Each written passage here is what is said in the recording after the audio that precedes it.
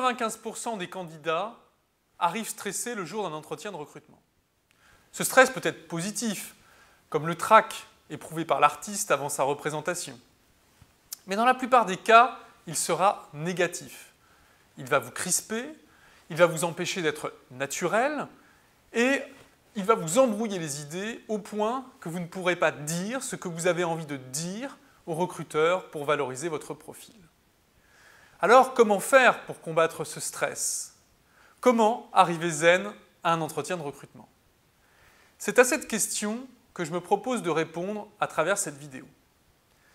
Avant de répondre à cette question, je voudrais vous représenter Orientaction.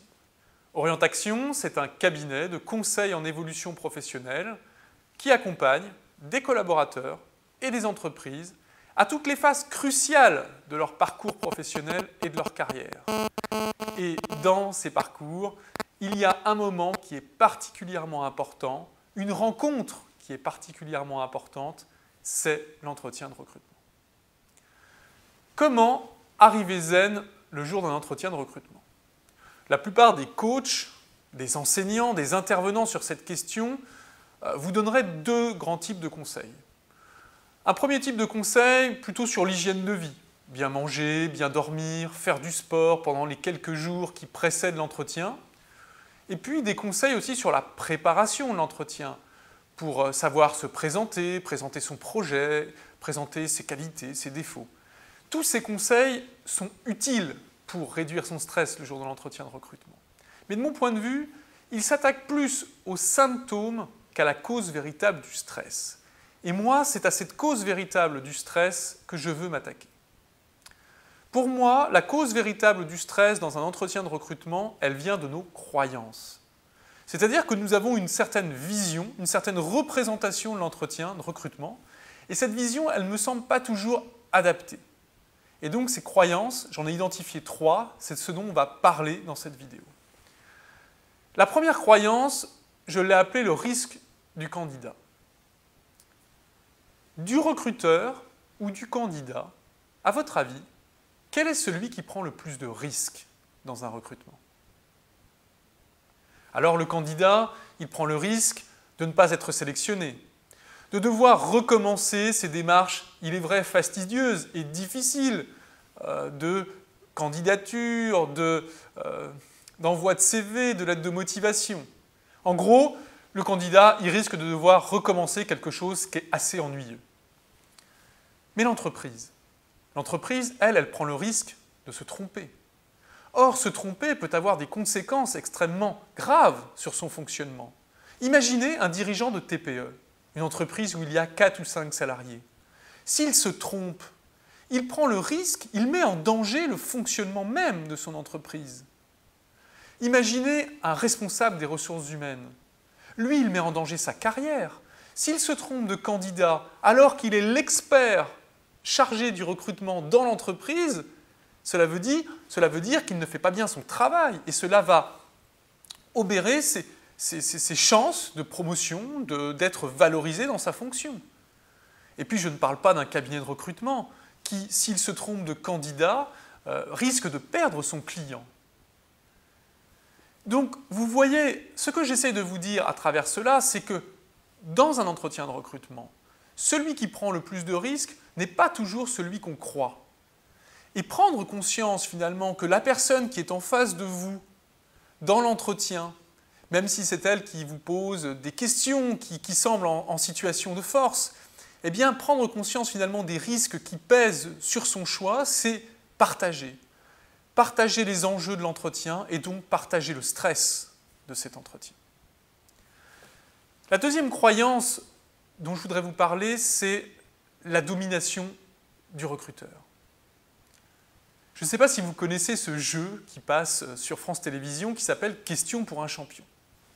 Dans ce jeu, on a plusieurs candidats qui s'affrontent dans une compétition dont le but est de répondre à des questions de culture générale dans un temps limité. Celui qui répond le plus rapidement possible au plus grand nombre de questions gagne le concours, souvent un jeu d'encyclopédie ou un voyage parfois. Eh bien, il y a une tendance chez les candidats, mais aussi parfois chez les recruteurs, à se représenter l'entretien de recrutement comme un jeu de questions pour un champion. En gros, le candidat qui répond le mieux à toutes les questions que je vais lui poser, sans jamais se tromper, serait le meilleur candidat, celui qui devrait être choisi. Eh bien, l'entretien de recrutement, c'est tout sauf un jeu de questions pour un champion. L'objectif n'est pas de répondre à toutes les questions de la meilleure façon possible. L'entretien de recrutement, c'est avant tout une rencontre. Une rencontre entre un candidat qui recherche un poste et une entreprise qui recherche un collaborateur. L'entreprise va poser des questions pour vérifier que le candidat peut être performant et efficace sur ce poste. Et le candidat va évidemment devoir poser des questions pour vérifier que le poste lui correspond, qu'il va lui permettre d'exprimer ses talents, de répondre à ses besoins, qu'il va donner du sens à sa vie. Et donc, un entretien de recrutement, ce n'est pas une relation où l'un choisit l'autre, mais une rencontre où l'on se choisit ensemble, où à la fin de l'entretien, on peut décider ensemble si oui ou non on est fait pour travailler ensemble. Voir l'entretien de recrutement comme une rencontre, c'est tout d'un coup rentrer dans une nouvelle dimension de cet événement. Et donc, c'est le voir avec moins de stress et plus de sérénité. La troisième et dernière croyance, je l'ai appelée le véritable objectif de l'entretien de recrutement. Un processus de recrutement, c'est long. Il y a souvent plusieurs entretiens, des tests, des mises en situation. Et souvent, on a tendance à oublier le véritable objectif. On est tellement concentré par l'envie d'être sélectionné qu'on oublie le véritable objectif de l'entretien de recrutement. Quel est-il cet objectif? Eh bien, c'est 3, 5 ans, 10 ans de votre vie que vous allez consacrer pour une entreprise. Pendant toute cette période, vous allez vivre l'entreprise.